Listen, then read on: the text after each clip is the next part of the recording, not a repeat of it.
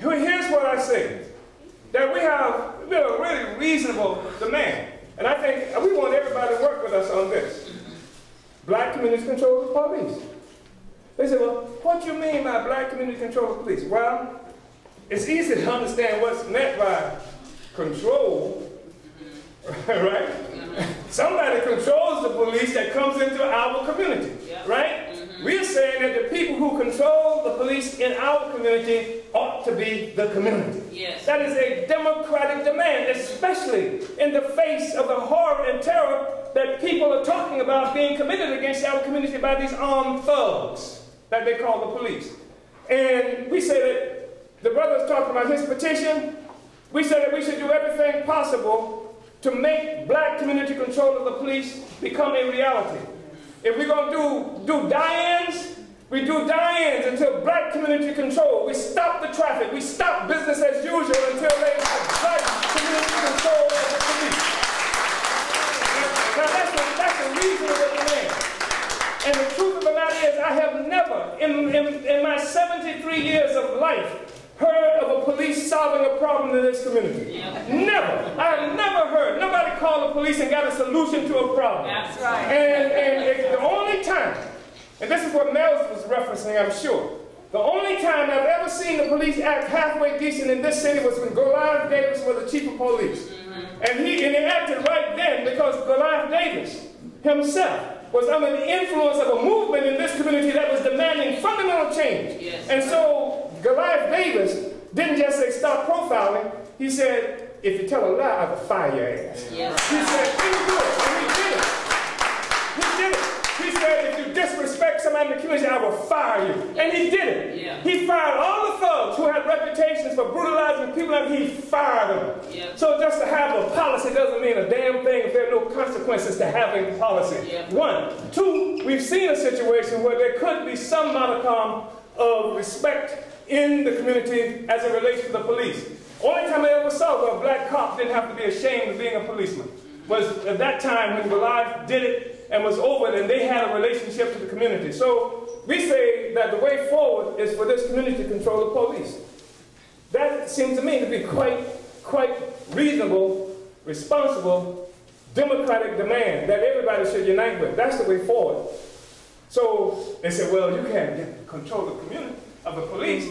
Well, we couldn't get voting rights either. Couldn't get nothing. Couldn't get nothing. Only thing that we ever got came through intense struggle. Any progress we ever made came as a consequence of struggle. Yes. And if we know the police are killing our children in the streets, harassing young brothers and sisters like what we're talking about now, then it's a reasonable demand that we should control the police. I stand with Brother Omali, like my father did with him. I'm not afraid. My father always said, if you're afraid of something, you're not afraid to die for it, it's not worth doing. I'm not afraid. So you know something? We need to stop this. We need to stop now. I'm saying that this community is the only community that I choose to represent. And any organization that I'm a part of has to have as its sole purpose to uplift this community. By that I mean, if the NAACP is fighting for integration, where since we've integrated, our children have been on the bottom rung of every identifiable data source, I am no longer for simple integration. Yes. I believe that the only way black people are going to have a shot at living and thriving is you got to take your community back.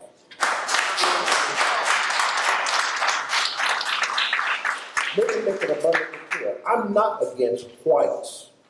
I don't paint people with a broad brush as it's done to us.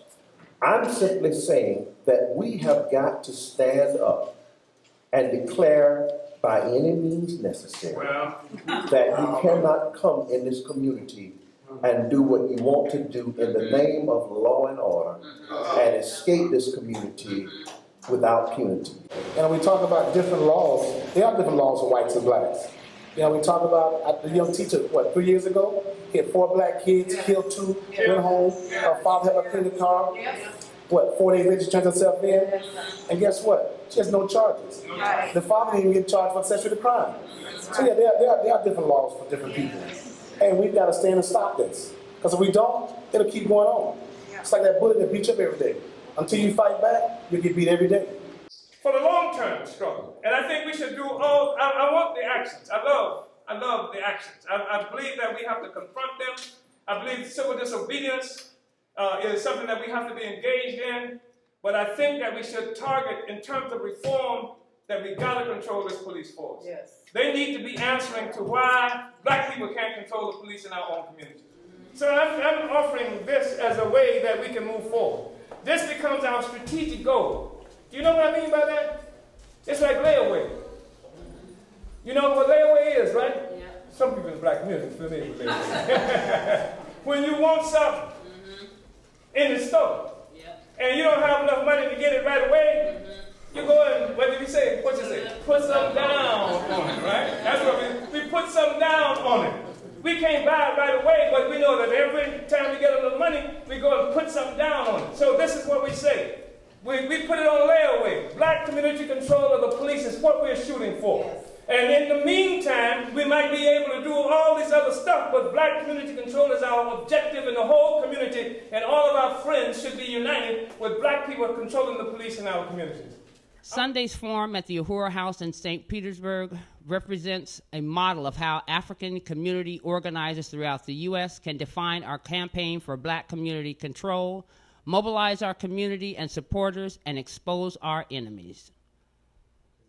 To receive Black Community Control Campaign training and organizing materials, contact the International People's Democratic Uhuru Movement at 727-914-3619 or email info@inpdum.org.